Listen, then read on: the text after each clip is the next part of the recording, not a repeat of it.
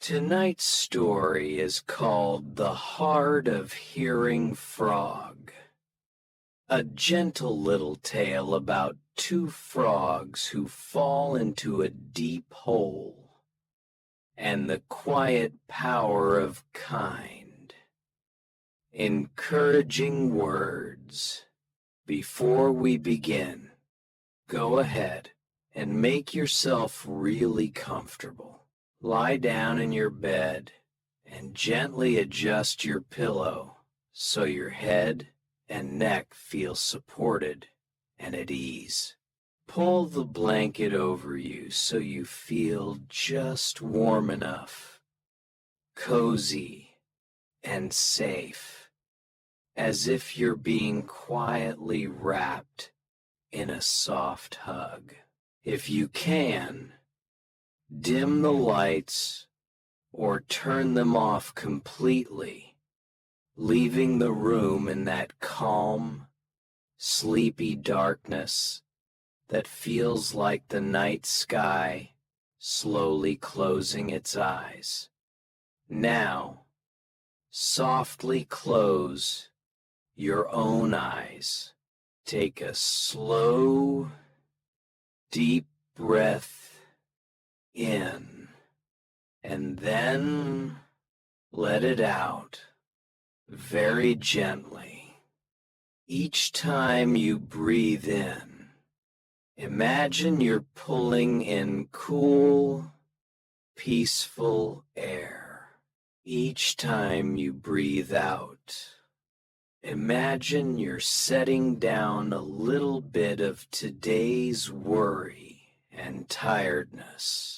Feel your shoulders begin to loosen. Your arms grow softer and heavier. Your back is fully supported by the mattress. Your legs don't have anywhere else they need to go. Tonight, all you have to do is listen. Let the heart of Hearing Frog carry you along, showing you how powerful kind words can be, and then slowly, softly, guide you toward a deep and peaceful sleep. The Heart of Hearing Frog.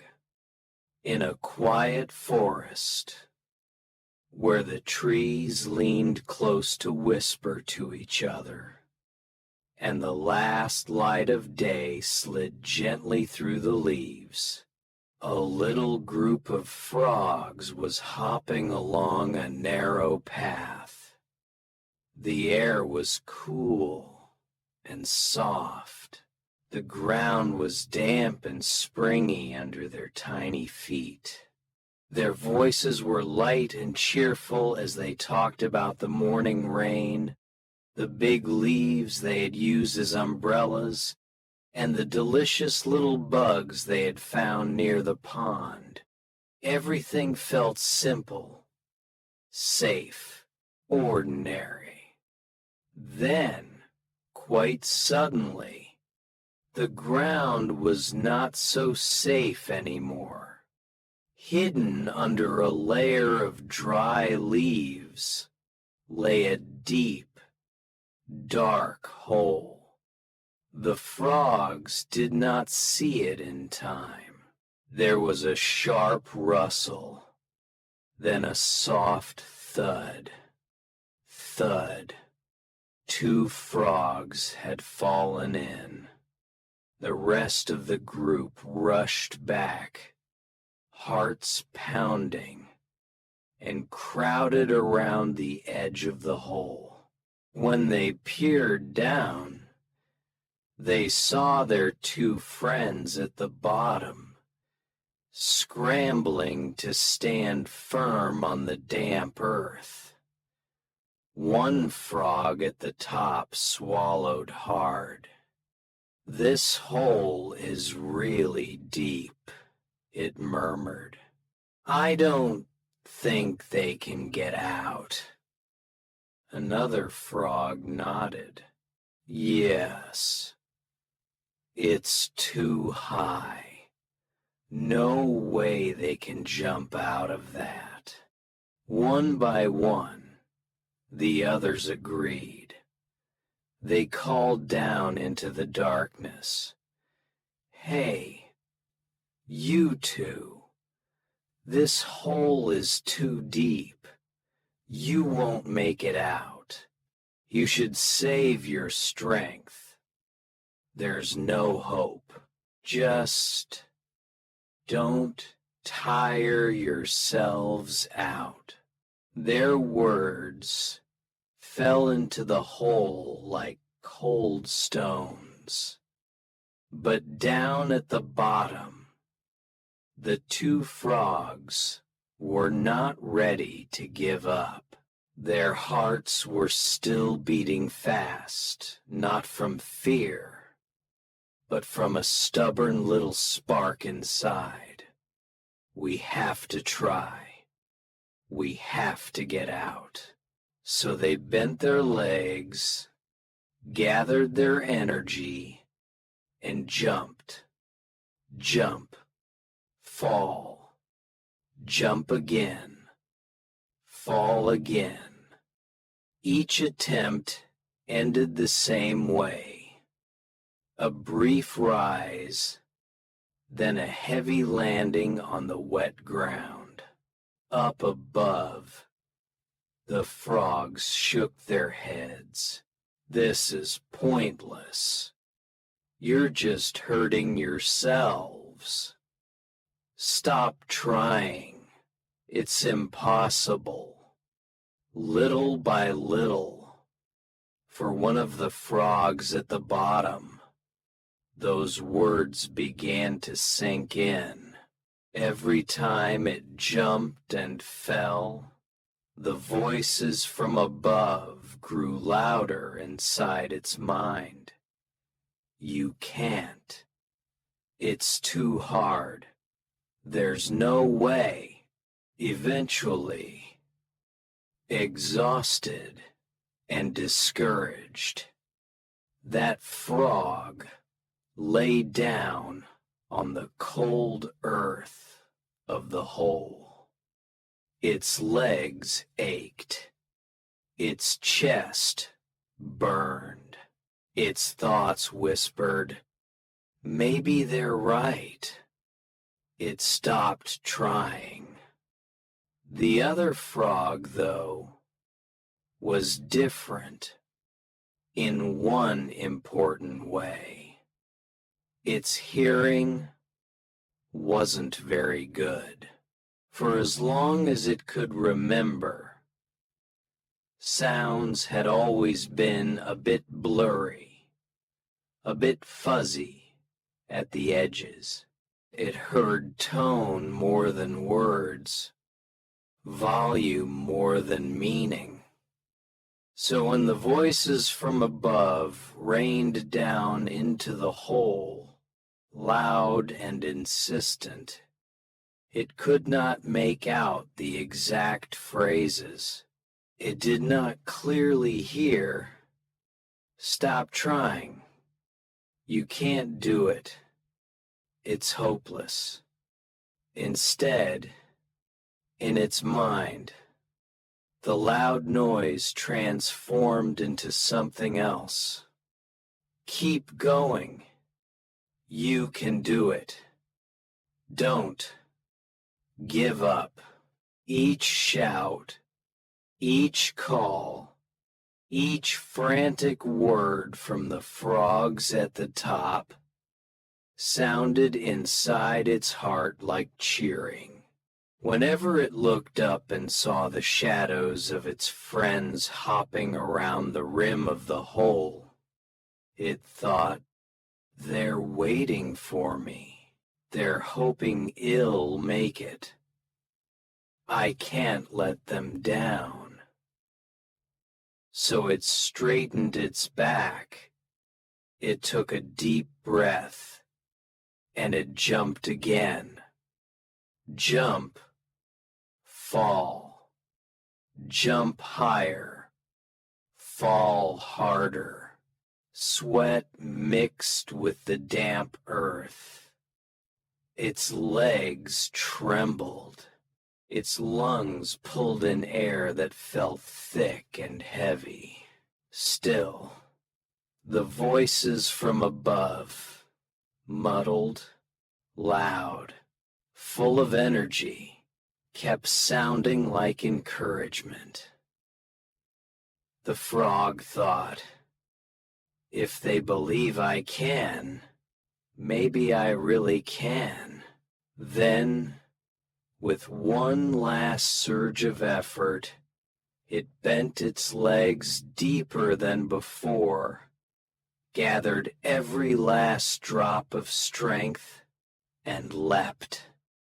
This time, it soared higher, past the halfway point.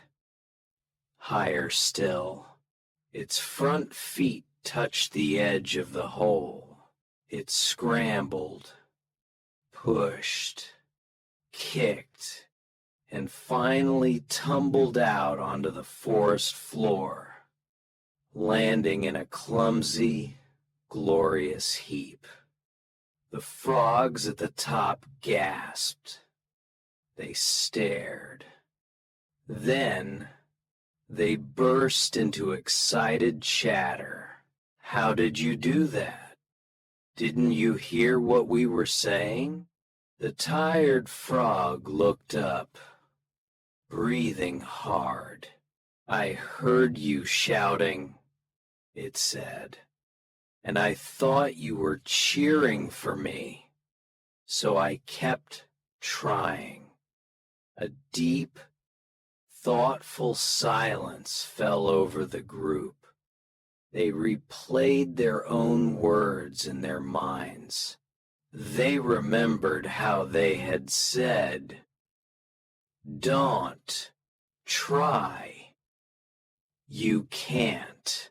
It's useless." And they realized those same voices that had pushed one frog forward by accident had pulled the other frog down. One frog had stopped trying. One had escaped. Both had been listening to the same crowd. Something softened in the frog's eyes. One of them stepped closer to the edge of the hole and peered down. There, still lying on the ground, was the frog who had given up.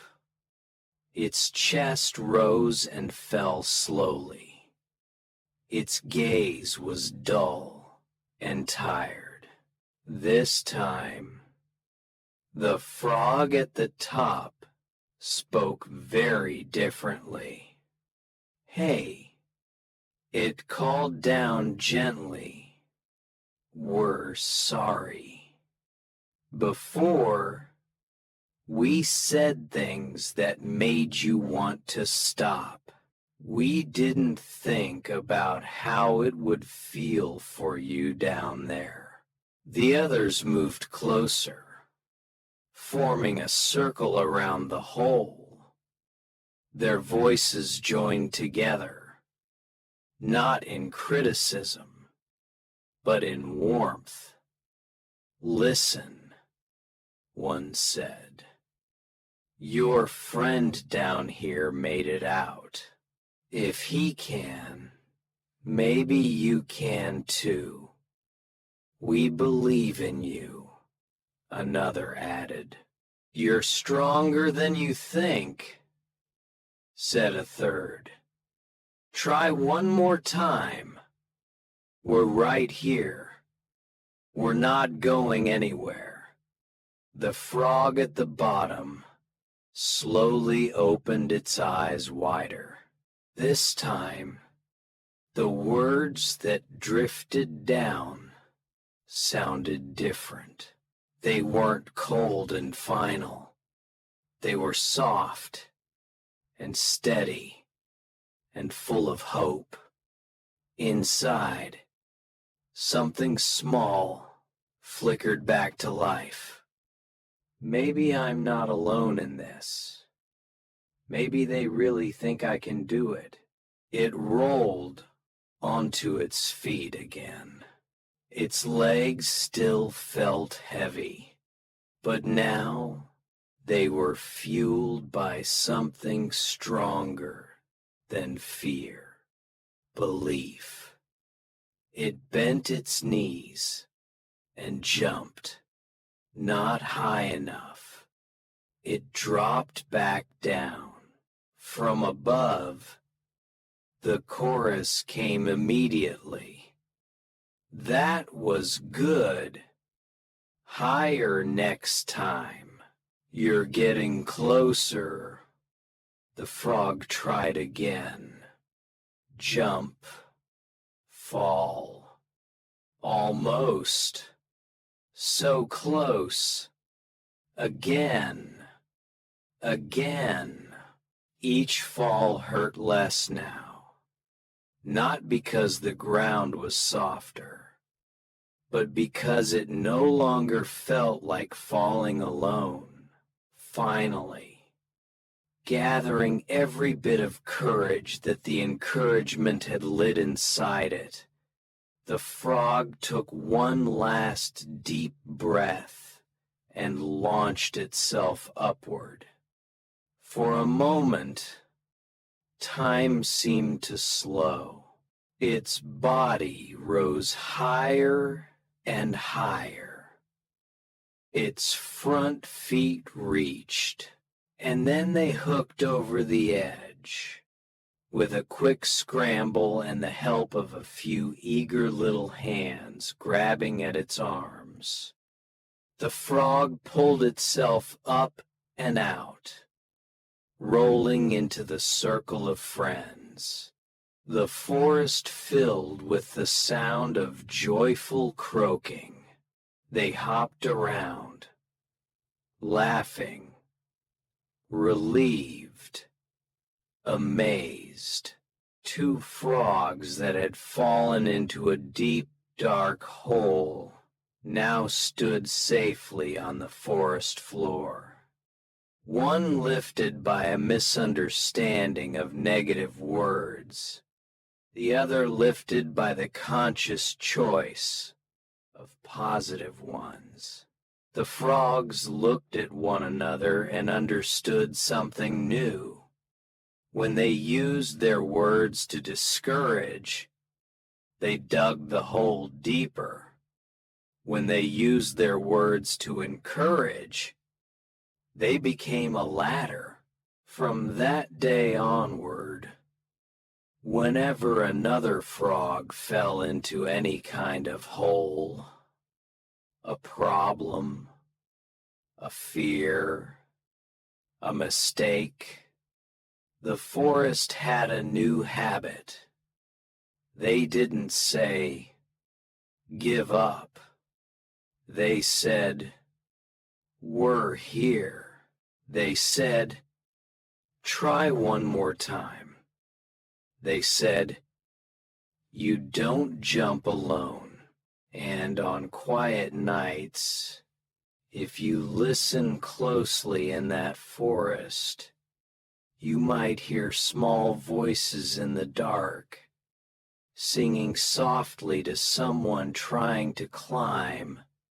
Just one more jump. We believe in you. We'll be here until you make it. The little frog brought us a gentle reminder. Every word we speak can become a warm breeze touching someone's heart. A kind sentence can make a heart glow, open wider, and feel more at peace.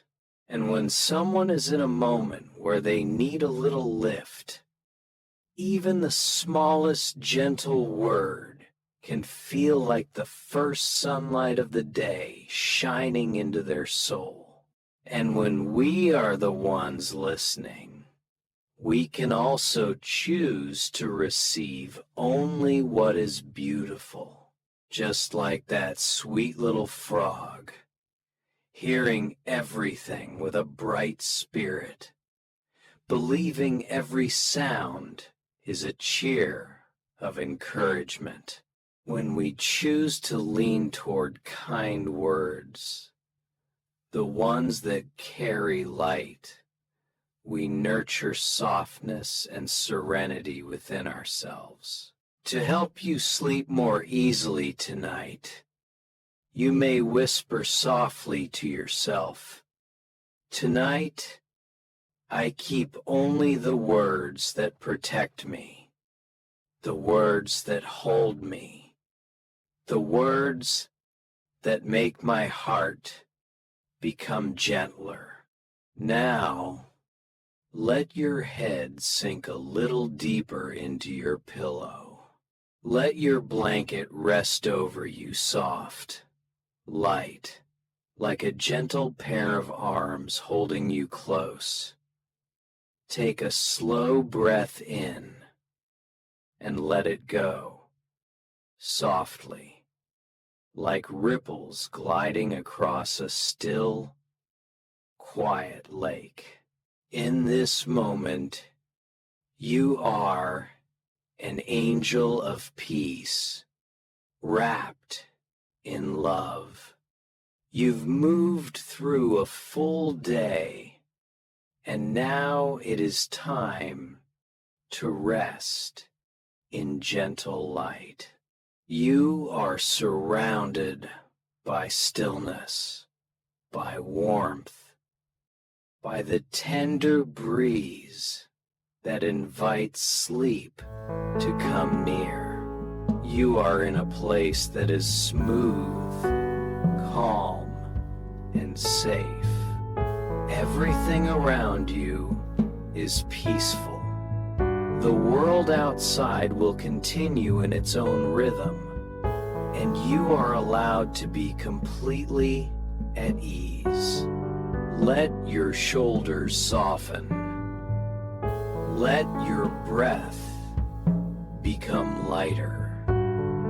Let your hands open gently, as if welcoming peace into your body.